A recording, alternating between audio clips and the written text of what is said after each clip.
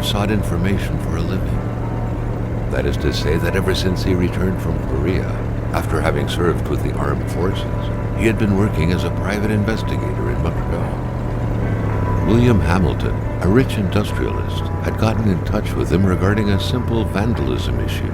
Nothing to write home about. Not worth hiring a private eye either, just so he can drive for hours on rough roads. But that's how it had always been. The client pays, Carl gets it done.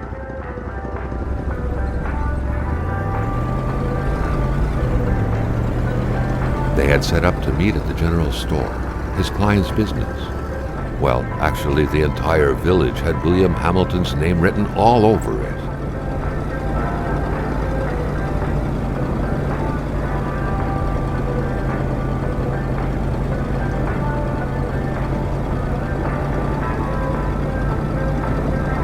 When the roads were bad, muddy, or snowed in, it was customary around these parts to close them off.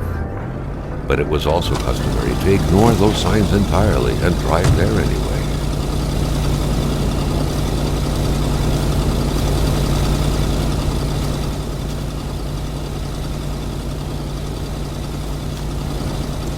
Hamilton never mentioned a road-blocking barrier.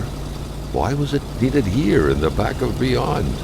That would, however, be a mystery for another day. Carl had waited long enough for someone to come and raise it.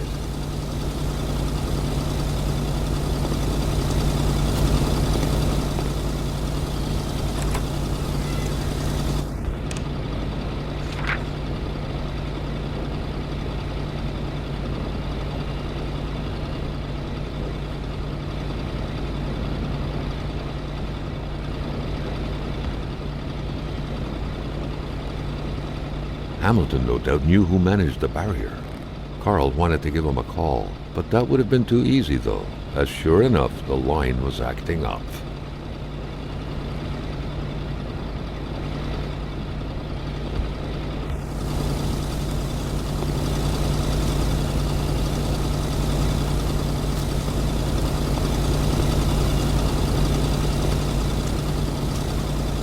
Still not a soul in sight. There was no point in waiting any longer. Carl had to figure this one out by himself.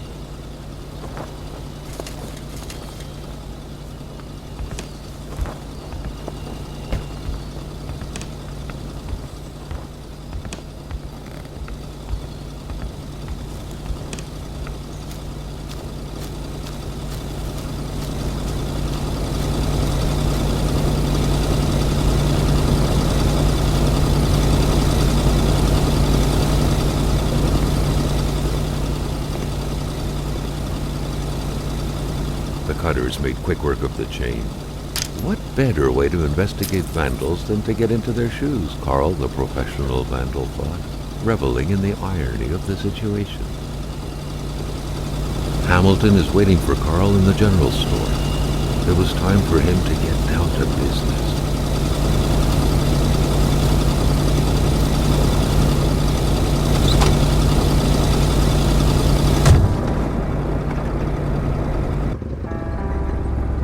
Hamilton enjoyed a lavish country house built in the very heart of the northern forests, not too far from here. The local populace was divided when it came to the affluent man. Some saw a wealthy philanthropist dedicated to improving the region's economy. Others an aging Englishman who would do anything to further his fortunes. And those ones hated him enough to go on about scheming against him. Hamilton had recently acquired a few local businesses, but the last straw was the reopening of a mine, which gave rise to a wave of protests and threats from the Cree people. Given these circumstances, Carl reckoned that a good number of people must be feeling compelled to oppose Hamilton in one way or another. So far, only the industrialist's house had been a target, but soon enough, Carl thought, the target would become the man himself.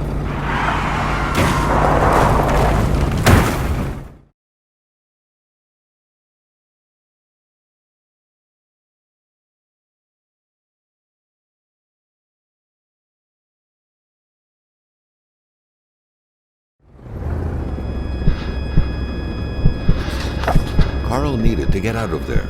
The cold and the pain required urgent care.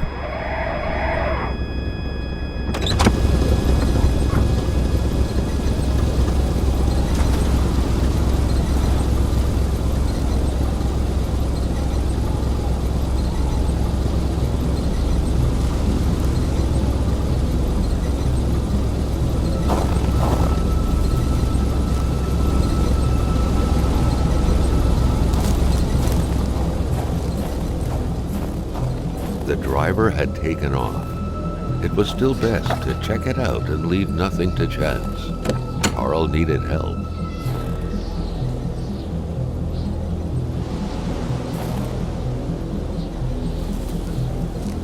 It was a small, locked box engraved with the letters W.H. Carl thought about taking it.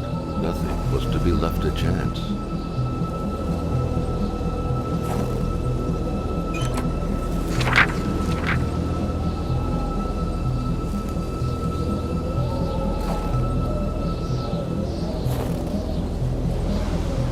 Complaining was not in Carl's nature.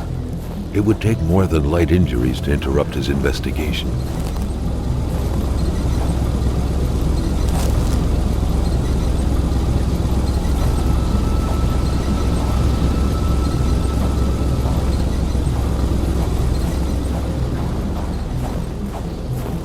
Carl wondered how long he would have to endure this skin-stinging cold.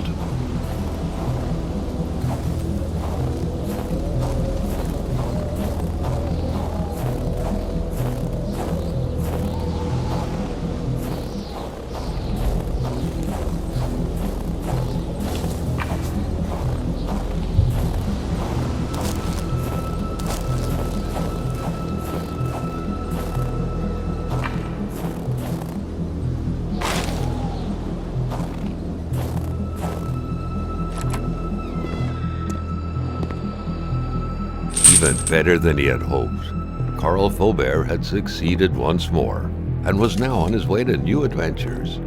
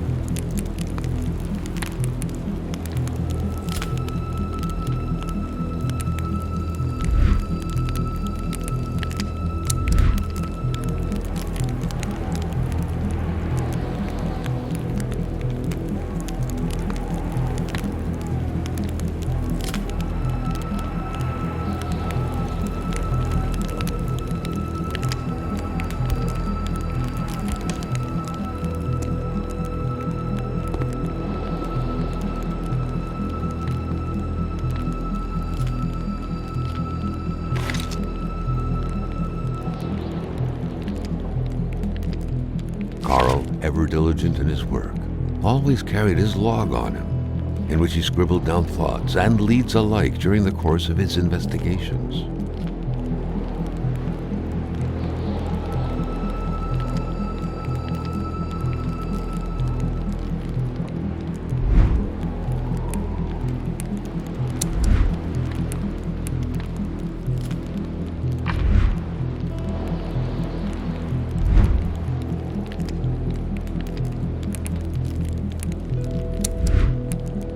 Carl, like many of his contemporaries, felt like he had more trouble breathing when he wasn't smoking. Cigarette was his own personal breathing assistant.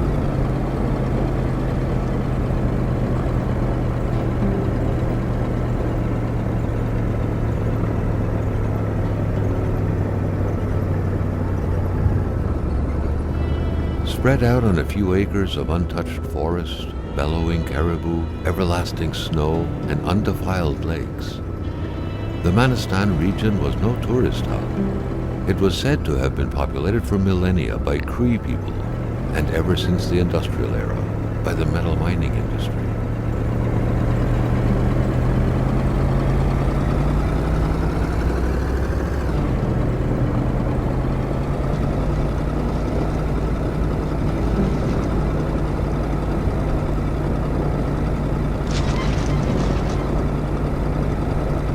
Jean-Luc Bédard had without a doubt been the closest man in the village to William Hamilton, otherwise known as Uncle Willie. The truck was running on fumes. Good thing that the general store was close by.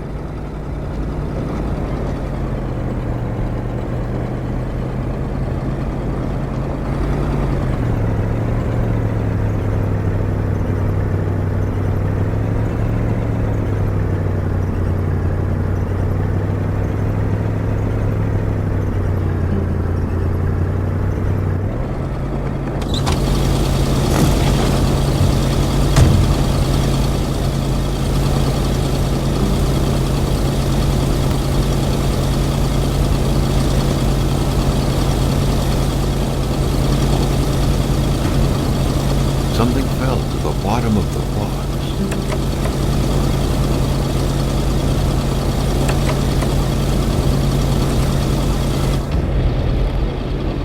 Carl had no trouble recognizing his employer. He had been killed. There was no need to be a detective to figure that out. But only a detective could have noticed that the killer had to have been very close, that the fatal blow had been given before the victim even realized.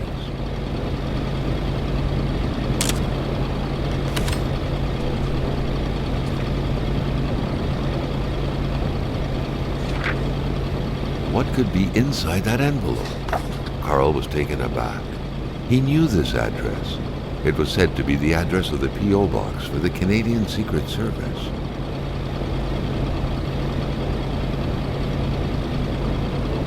Could be inside that envelope. Carl was taken aback. He knew this address. It was said to be the address of the P.O. box for the Canadian Secret Service. An explosion suddenly occurred outside.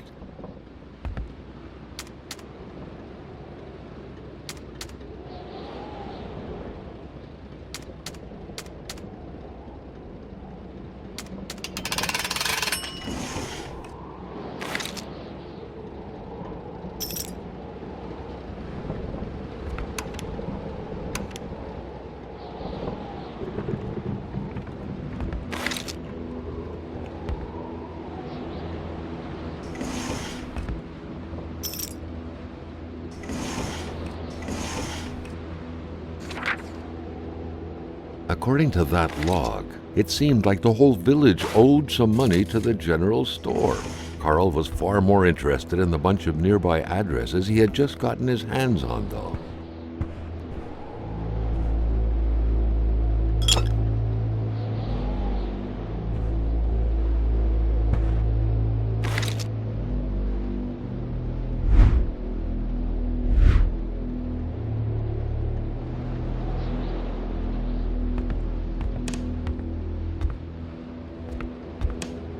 Carl felt a chill down his spine and had a terrifying realization. If Hamilton was dead, then who was going to pay him?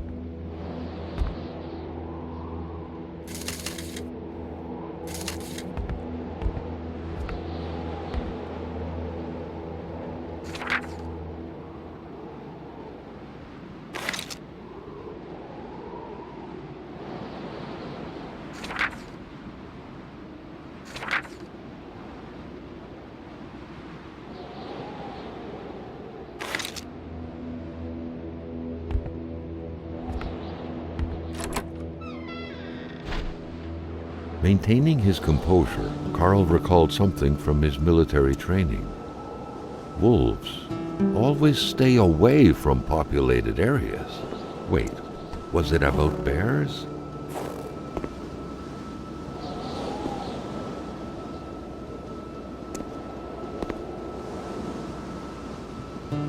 Carl was no electrician, but he could identify a wiring problem when he saw one.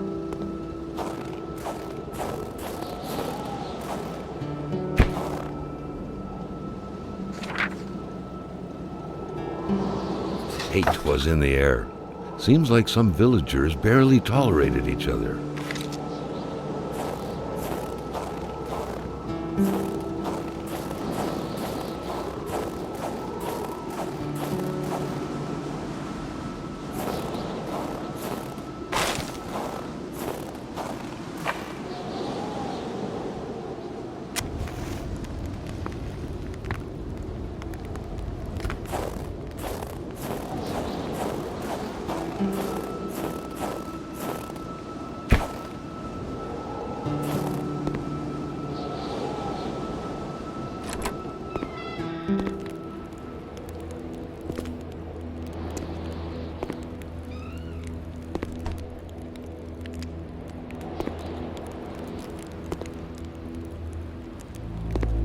The crowbar was stuck under the lift. Notwithstanding Carl's imposing stature, car lifting wasn't part of his skill set yet.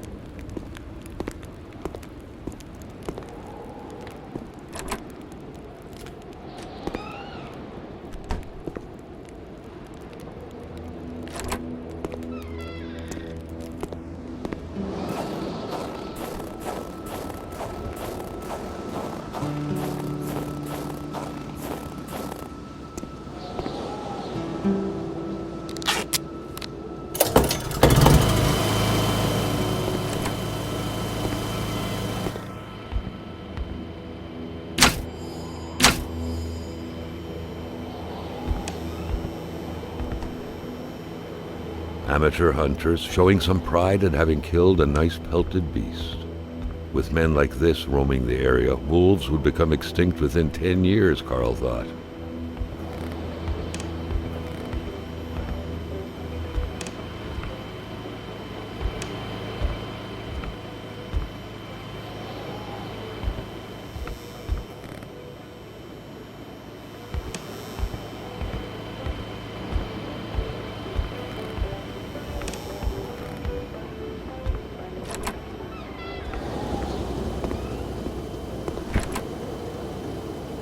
A milkman had to drive by every week to fill the bottles.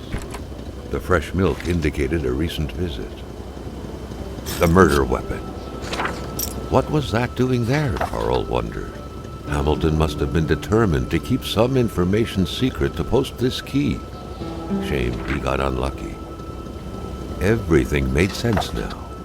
Poor Hamilton's denunciation was interrupted, and he figured it would be best to lock everything up and send the key to his correspondent, who would receive the box later on. Clever, but not enough. That's what happens to ordinary people playing spy.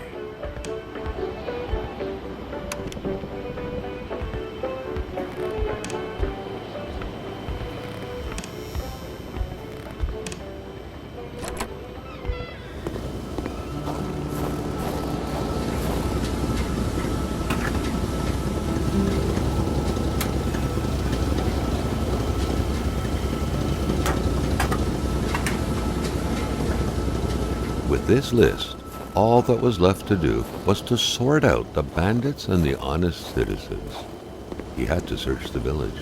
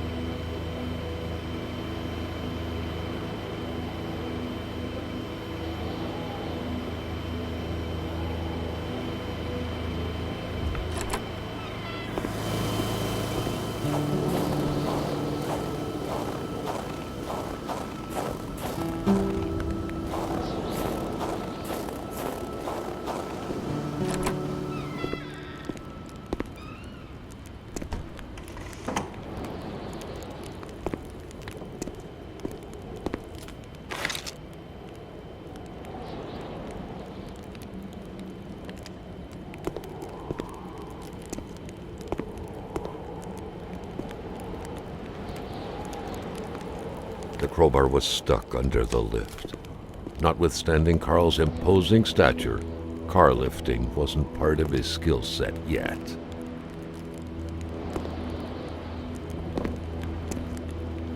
Carl was making progress, but the lift probably needed some more juice to work properly.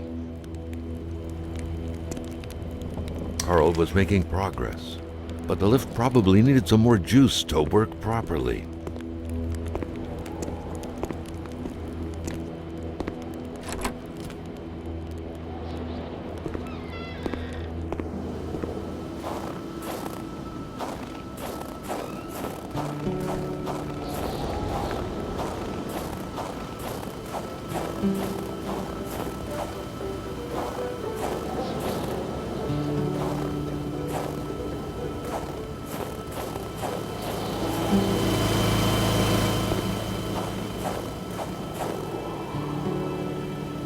The Polaroid, Carl's long-standing and faithful ally, had seen its share of husbands caught red-handed cheating.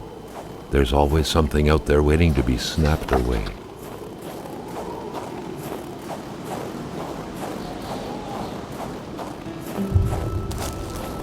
Carl felt that the store and its surroundings still held their secrets, and he didn't like to miss out.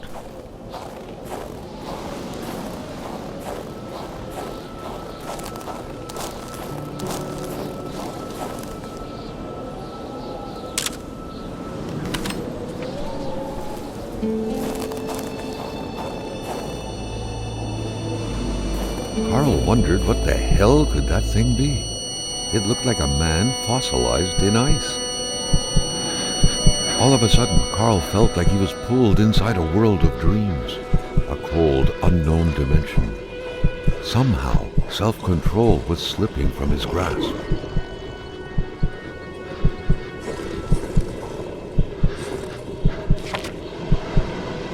To all appearances, this was a hunting log. Better yet, a war diary.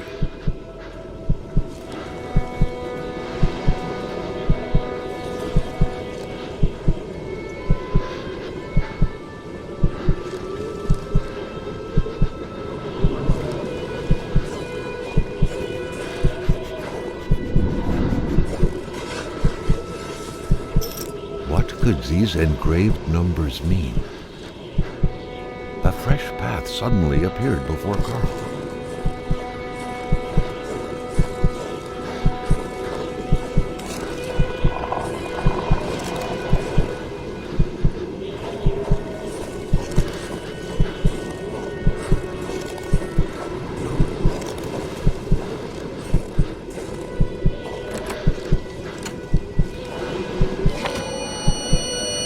Carl had that feeling you get when you immerse your frozen hands in hot water. What happened? Now at least he knew who the unfortunate man petrified in ice was. Gilles Lachance, the general store's manager himself. That had to be the worst parking job ever. Who was Carl to judge, though? It may be customary to park like that around these parts, or not.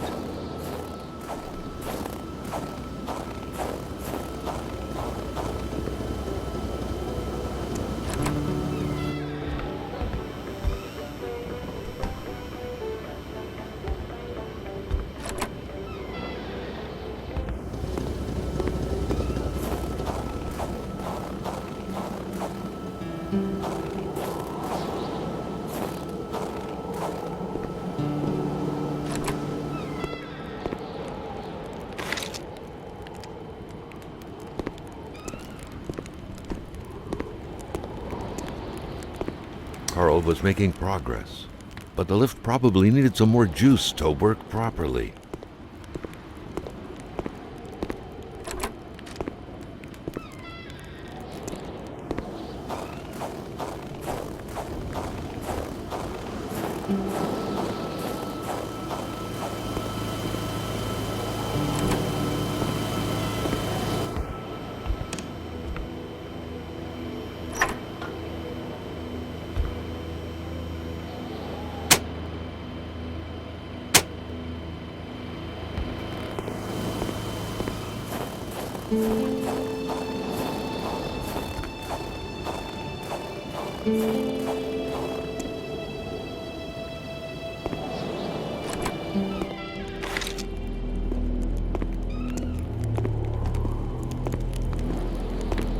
Staring intently at the controls won't be enough to make that lift budge.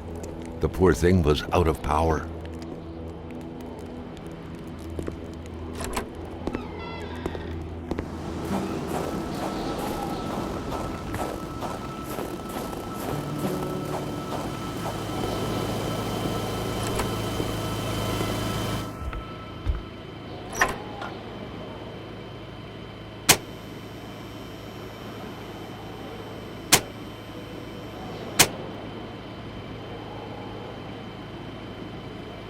The note explained that the garage and the store couldn't be supplied with electricity at the same time.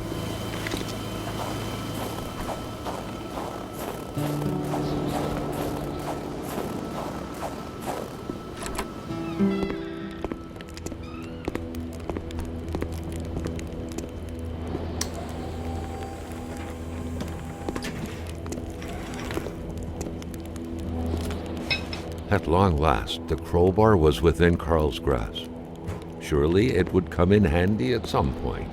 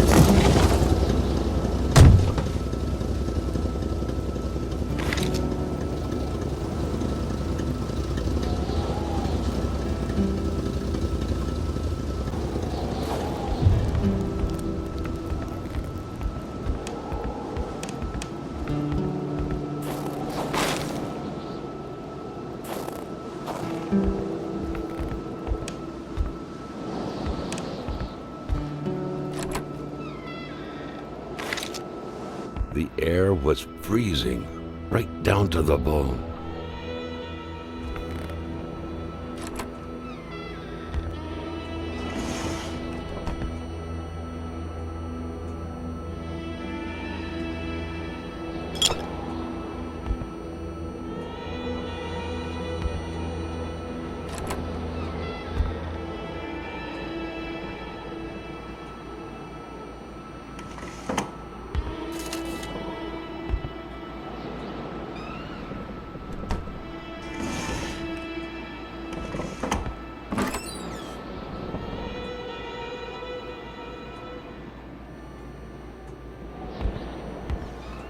Looks like the holes in that puzzle are there to stay. The otherworldly ice had struck again. The woman's hopes and dreams were frozen in eternity.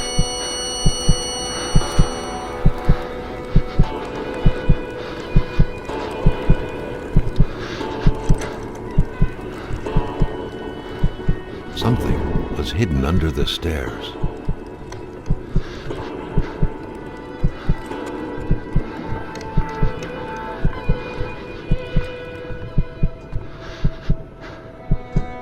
The man grabbed his rifle.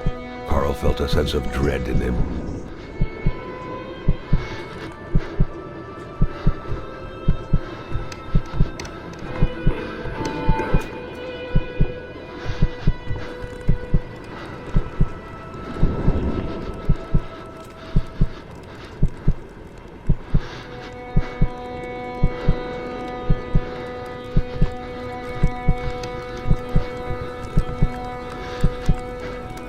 Perhaps their spousal relationship had been cooling down lately.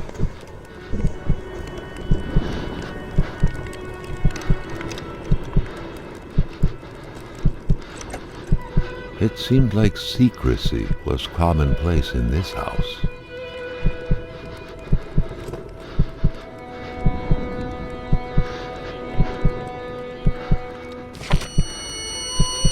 The vision's veil was lifted, and he was back to reality. A reality in which Giselle, Gilles' loving spouse, was motionless, frozen in ice.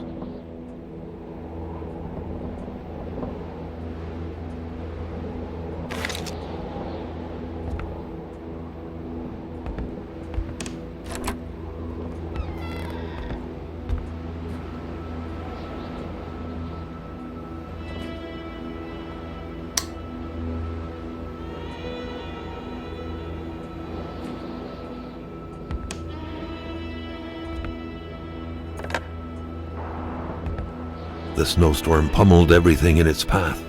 Carl was not surprised when he heard no tone.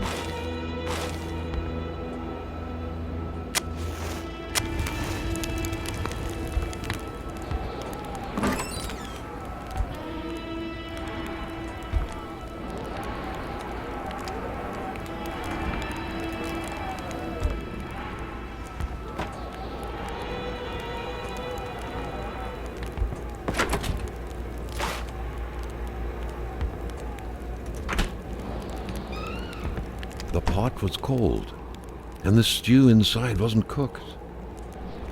It's likely that poor Giselle was slow cooking it before she got snapped. What a waste. Ah, moving. What a pleasant activity. Of course, you'll find the record player only to find the records weeks later in some random box. Carl had seen that kind of safe before. With its double-layered security system blending letters and numbers, its code couldn't be broken by the common burglar. It felt like old people were all these walls could see for years. The Lachances could hardly be blamed for wanting to freshen things up a bit. The general store, along with several more infrastructures in the area, had been acquired by wealthy industrialist William J. Hamilton. Perhaps the village should be rechristened Hamiltown.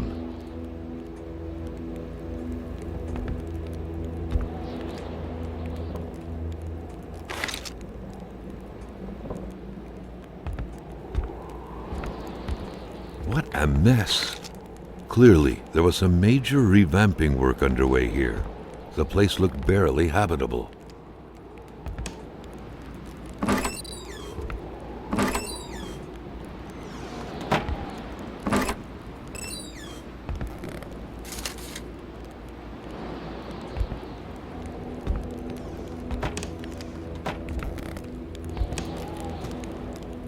The cross looked after a marriage's well-being and served as a motivator to uphold the priest's sermons calling for more little worshippers on one hand and cautioning against guilty pleasures on the other. Indeed, the Lachances were still part of the God-fearing generation.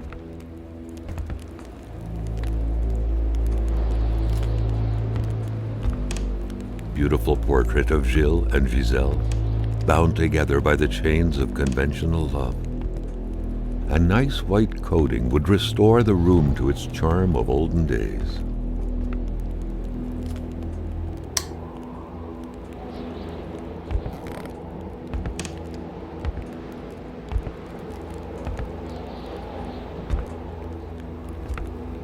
Many boxes scattered about. Carl didn't need to summon his detective training to quickly figure that the Lachances had just moved in.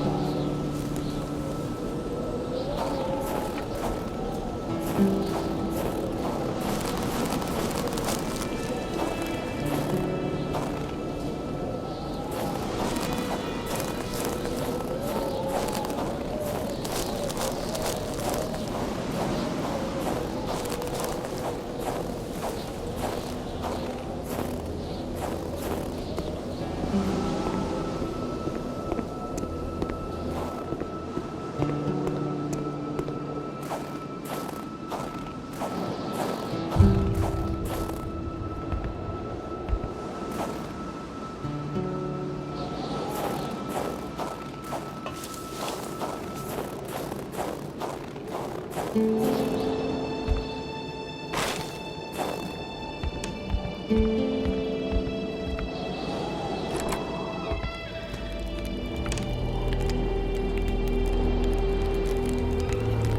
window had seemingly been left open for a while, Carl thought. Given the punishing weather, it couldn't have been intentional.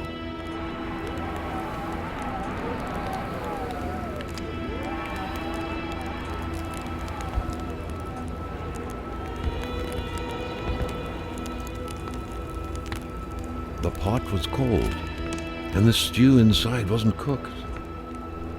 It's likely that poor Giselle was slow cooking it before she got snapped. What a waste.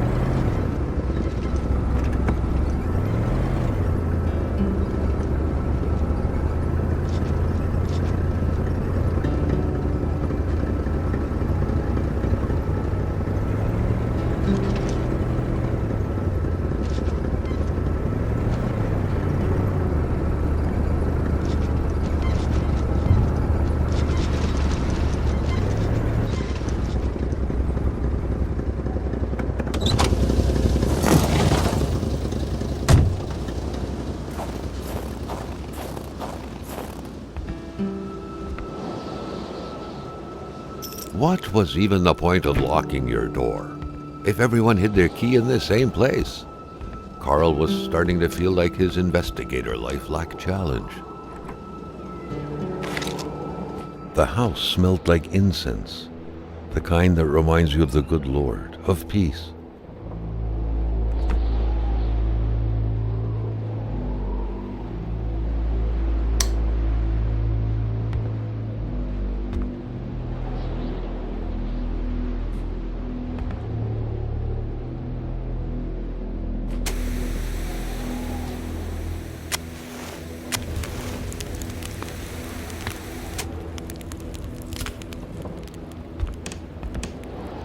Religion was very influential throughout Quebec many years ago.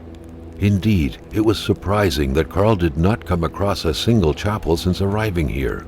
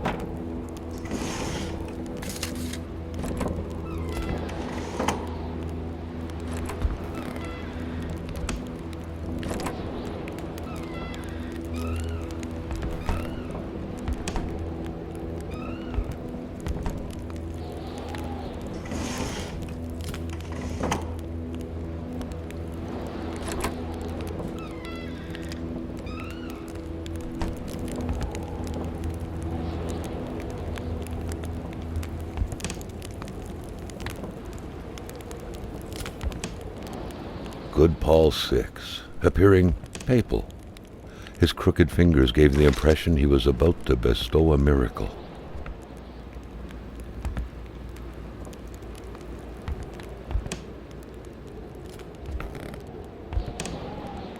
The family's mother must have spent her days washing the filth off her kids' diapers. The empty cradle sent an eerie feeling down Carl's spine, as if minutes ago someone just grabbed the baby and made a run for it.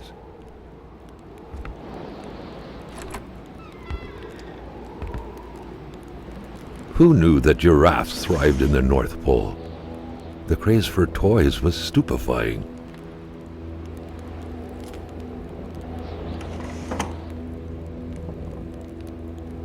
Love of religion and ancestors was rooted deep inside the hearts of Canadians of old, to which the Bedards appeared to be closely related.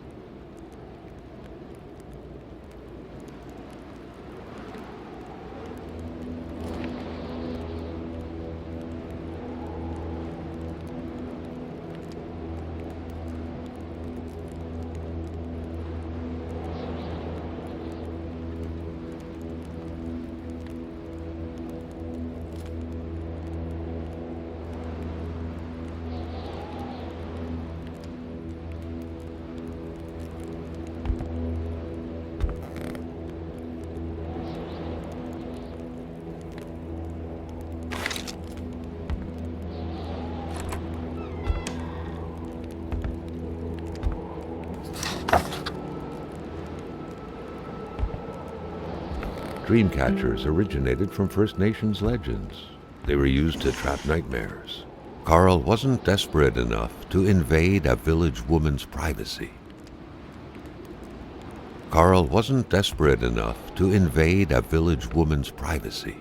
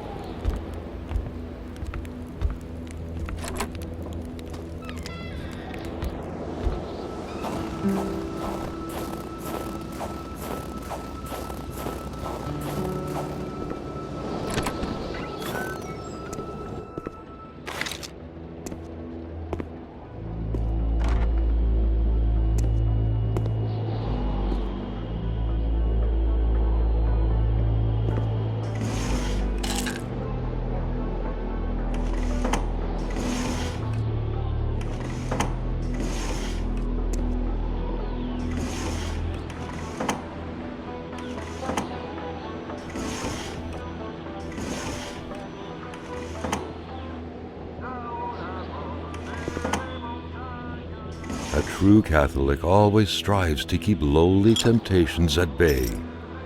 Obviously, Carl thought, someone in this house wasn't doing a good job at upholding the Holy Bible's teachings.